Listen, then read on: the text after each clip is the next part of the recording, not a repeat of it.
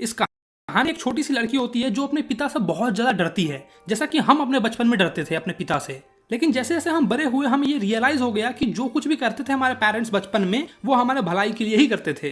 तो इस चैप्टर में भी वही बताया गया है कि कैसे एक छोटी सी लड़की जो है वो अपने पेरेंट्स से, अपने पिता से डरती थी, लेकिन बाद में उसको रियलाइज हो गया कि जो भी उसके पिता करते हैं वो उसकी भलाई के लिए ही करते हैं। Hello everyone, good morning. This is Jitan Singer and you are watching the Brain Box. एक बार फिर से आपका स्वागत है हमारे YouTube channel the Brain Box में। और आज हम बात कर रहे हैं एमपी टेट वर्ग 2 लिटरेचर सीरीज में यूनिट 9 के अंतर्गत एक और इम्पोर्टेंट लेसन थर्ड की, यानी कि द लिटिल गर्ल। एक बहुत ही प्यारी सी कहानी जिसमें एक छोटी बच्ची किस तरह से अपने पिता के बिहेवियर में चेंज महसूस करती है, इस कहानी में हम जानेंगे। और ये आपका 9th क्लास की लेसन थर्ड की स्टोरी है, जो कि एमपी टेट वर्ग 2 के यूनिट 9 के अंतर्गत SCRT सीरीज में दी गई है। तो चलिए दोस्तों, बिना देरी किए शुरू करते हैं ये प्यारी सी कहानी। तो यार आज हम लोग पढ़ने वाले हैं द लिटिल गर्ल चैप्टर के बारे में। इस कहानी एक छोटी सी लड़की होती है जो अपने पिता से बहुत ज्यादा डरती है, जैसा कि हम अपने बचपन में डरते थे अपने पिता से। लेकिन जैसे जैसे हम बड़े हुए हमें ये रियलाइज हो गया कि जो कुछ भी करते थे हमारे पेरेंट्स बचपन में वो हमारे भलाई के लिए ही करते थे। तो इस चैप्टर में भी वही बताया गया है कि कैसे एक छोटी सी लड़की जो है वो अपने पेरेंट्स से, अपने पिता से डरती थी, लेकिन बाद में उसको रियलाइज हो गया कि जो भी उसके पिता करते हैं वो उसकी भलाई के लिए ही करते हैं। एक बच्चे के लिए बाप का खौफ क्या होता है ये तुम्हें इस चैप्टर में आज पता चलेगा। तो चलो कहानी को शुरू करते हैं। एक छोटी सी बच्ची होती है जिसका नाम होता है काजिया, और वो अपने पिता से बहुत ज्यादा डरती है। हर दिन सुबह में जब उसके पिता ऑफिस जाते तो उसके रूम में जाकर उसे एक कैजुअल किस देते और उसके बदले में वो उनको गुड बाय फादर कह देती थी। और जैसे ही उसके पिता ऑफिस के लिए निकल जाते तो दूर जाते हुए गाड़ियों की आवाज सुनकर वो बहुत ज्यादा खुश हो जाती थी कि अब तो मेरे पिताजी घर से चले गए हैं और अब मैं आराम से रह सकती हूँ, मुझे किसी से भी डरने की जरूरत नहीं है अब। और हर शाम जब उसके पिता घर आते ऑफिस से तो वो सीढ़ियों के पास खड़ी रहती थी और हॉल में से आने वाली चीखने चिल्लाने की आवाजों को सुनती थी। मेरी चाय डाइनिंग रूम में ले आओ, पेपर कहाँ है, अभी तक आया नहीं क्या, मेरी चप्पल कहाँ है, चप्पल लेके आओ, ऐसा उसके पापा चिल्लाते थे। फिर उसकी माँ बाहर जाती थी, बाहर जाके न्यूज़पेपर ढूंढती थी और जाके उसके पिता को देती थी। और फिर अपनी बेटी काजिया को बुलाती थी, काजिया अगर अच्छी बच्ची हो तो नीचे आओ और अपने पापा के बूट को उतार दो। वो धीरे धीरे डरते हुए सीढ़ियों से नीचे उतरती और हॉल से डाइनिंग रूम तक जाने में और भी ज्यादा धीरे हो जाती, जब तक उसके पापा चश्मा लगा चुके होते थे ताकि वो न्यूज़पेपर को पढ़ सके। कादिया जल्दी करो, ये बूट को उतारो और बाहर ले जाओ। क्या तुम आज अच्छी बच्ची बनकर रही? मुझे नहीं पता पापा। ये मुझे नहीं पता क्या कर रही हो? अगर ऐसे ही हकलाती रही ना तो मुझे तुम्हारी माँ को कह के डॉक्टर के पास भेजना ही पड़ेगा। वो ये सबके सामने नहीं हकलाती थी, बस अपने पिता के सामने हकलाती थी क्योंकि वो बहुत ज्यादा डरती थी उनसे।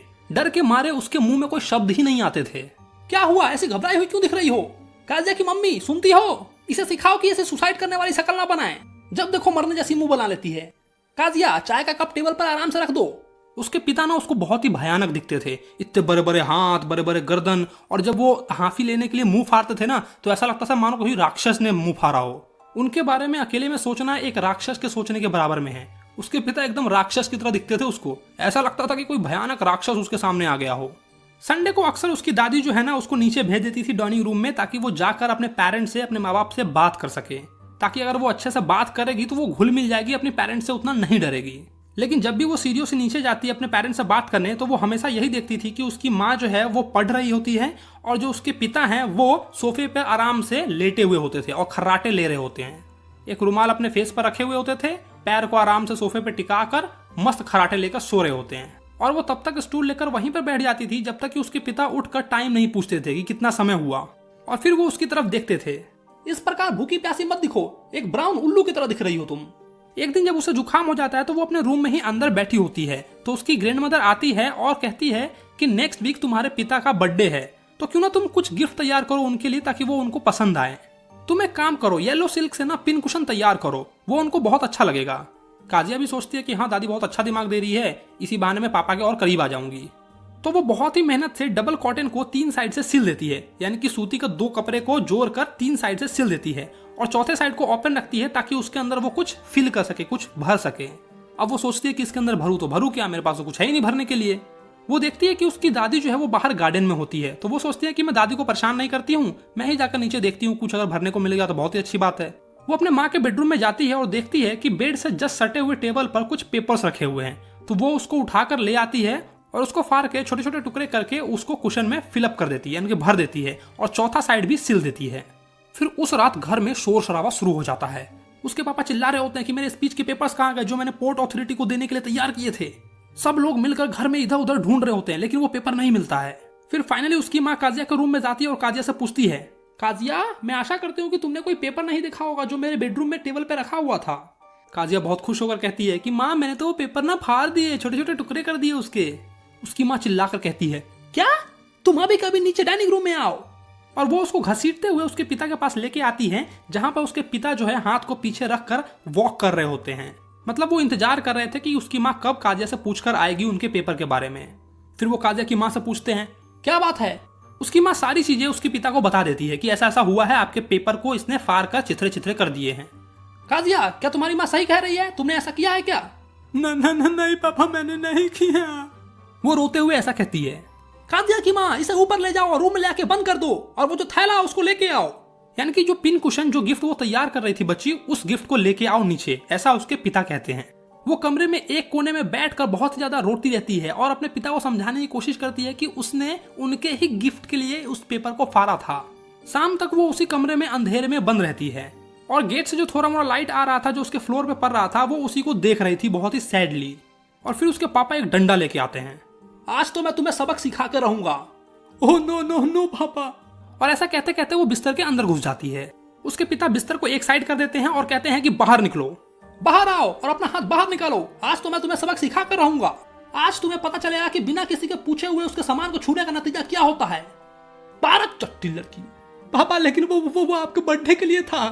उसके पिता बहुत ही बेरहम तरीके से उसको पीटते हैं। कुछ घंटे बाद उसकी दादी आती है और अपने पल्लू में उसको लपेट लेती है। अले मेरे बच्चे को क्या हुआ, पापा ने मारा। मतलब इसी तरीके से यार उसकी दादी जो है उसको मना रही होगी। वो उसको अपनी बाहों में रख लेती है और जो झूलने वाला चेयर होता है उस पर बैठाकर उसको झुलाती भी है ताकि वो चुप हो जाए और सब भूल जाए। भगवान ऐसे बाप को बनाता ही क्यों है जो मुझे मारते हैं बस। अरे बेटा, ये लो रुमाल, अपनी नाक पोंछ लो और जाकर सो जाओ, सुबह तक सब भूल जाओगी। मैंने तुम्हारे पिता को भी समझाने की बहुत कोशिश की, लेकिन वो अभी इस वक्त बहुत गुस्से में हैं, तो इस रात तो वो नहीं सुनेंगे, कल तक वो भी भूल जाएंगे। चलो अब सो जाओ अच्छे बच्चों की तरह। लेकिन वो बच्ची इस बात को नहीं भूल पाई। उसके अंदर एक भय, एक डर पैदा हो गया। जब भी वो अपने पिता को देखती तो वो अपना हाथ पीछे कर लेती और उसके जो गाल है वो डर के मारे लाल हो जाते थे। पड़ोस में ही एक मैकडोनाल्ड का परिवार रहता था जिसके 5 बच्चे थे। वो छोटी बच्ची अपने घर के एक होल से उनको देखती कि कैसे उसके जो पिता हैं अपने बच्चों को कंधे पर उठाकर घुमा रहे हैं और उनके जो 2 बच्चे हैं उसके पॉकेट से फ्लावर्स निकाल रहे हैं। वो बहुत ही ज्यादा खुश है, हंस रहे हैं, खेल रहे हैं। एक दिन काजिया ने देखा कि उनके बेटों ने उनके ऊपर पाइप से पानी परा दिया और फिर भाग गए और उसके पिता पीछे पीछे हंसते हुए उसको पकड़ रहे थे। ये देखकर वो समझ गई कि सबके पिता एक जैसे नहीं होते हैं, किसी किसी के पिता बहुत अच्छे होते हैं। हमें ना यार दूसरे के पेरेंट्स बहुत अच्छे लगते हैं और अपने हमेशा ही खराब लगते हैं। ये यार फैक्ट है। कितने लोग इस बात से एग्री करते हो नीचे कमेंट करो। सडनली एक दिन काजिया की माँ की ना तबीयत खराब हो जाती है, तो उसकी ग्रैंड मदर और माँ जो है वो दोनों हॉस्पिटल जाती हैं और घर में वो अकेले खाने बनाने वाली बाई के साथ रह जाती है जिसका नाम एलाइस था। दिन भर तो वो एलाइस के साथ अकेले रह ली, लेकिन रात में उसको बहुत ही ज्यादा डर लगने लगा। रात में एलाइस ने जब उसको सुला दिया उसके बेडरूम में तो वो बहुत ही ज्यादा डरने लगी। उसने एलाइस से पूछा कि क्या होगा अगर मुझे बुरे सपने आने लगे तो, क्योंकि अक्सर मुझे रात में ऐसे बुरे सपने आते हैं। मैं अंधेरे में नहीं रह सकती हूँ, मुझे डर लगता है। तो वो उस बच्ची से कहती है कि अब जाकर तुम चुपचाप सो जाओ और वो उसका जुराब जो है वो उतार देती है। शोर मत करना वरना तुम्हारे पिता उठ जाएंगे। लेकिन जिसका डर था वही हुआ। उस रात उसको बहुत ही भयंकर सपने आए। उसने सपने में देखा कि एक आदमी चाकू और रस्सी लेकर उसकी तरफ धीरे धीरे बढ़ता जा रहा है और एक बहुत ही डरावने तरीके से हंस रहा है। वो डर के मारे एक जगह से हिल भी नहीं पा रही थी और वहीं पर खरी खरी चिल्लाने लगती है, ग्रैंडमा, ग्रैंडमा। वो अपनी दादी को आवाज देने लगती है। जब उसकी आंख खुलती है तो वो देखती है कि उसके पिता जो है कैंडल लेकर बगल में खड़े हैं। क्या हुआ बच्चा? वो मुझे ना एक सपना आया था, एक आदमी चाकू, मुझे ग्रैनी चाहिए। ग्रैनी यार उसकी दादी का नाम था। उसके पिता कैंडल को फूंक मारकर बुझा देते हैं और साइड में रख देते हैं और उसको अपनी बाहों में उठाकर एक बड़े से बेडरूम में ले जाते हैं। बेड पर न्यूज़पेपर फेंका हुआ होता है और रीडिंग लैंप के बगल में एक आधा पिया हुआ सिगार भी पड़ा होता है। तो वो पेपर को उठाकर साइड में रख देते हैं और जो आधा पिया हुआ सिगार था उसको वो फायर प्लेस में फेंक देते हैं। मतलब घर के कोने में जहाँ पर आग जलती रहती है ना, वहां पर वो उस सिगार को फेंक देते हैं। फिर वो अपनी बेटी को अपने बगल में सुला लेते हैं। वो बच्ची अभी भी आधे नींद में थी और उस कसाई की आवाज उसको चारों तरफ सुनाई दे रही थी, जो चाकू लेकर उसके पीछे दौड़ रहा था। डर के मारे वो अपने पिता को टाइटली हक कर लेती है और अपना शरीर जो है उनके बाजू में छुपा लेती है, उनके आर्म्स के नीचे दबा लेती है अपने सर को, और फिर जो उसका डर है वो खत्म हो जाता है।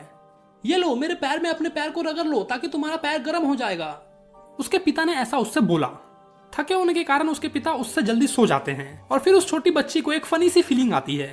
वो देखती है कि बेचारे उसके पिता उतने भी बड़े नहीं हैं और उनका ख्याल रखने वाला भी कोई नहीं है।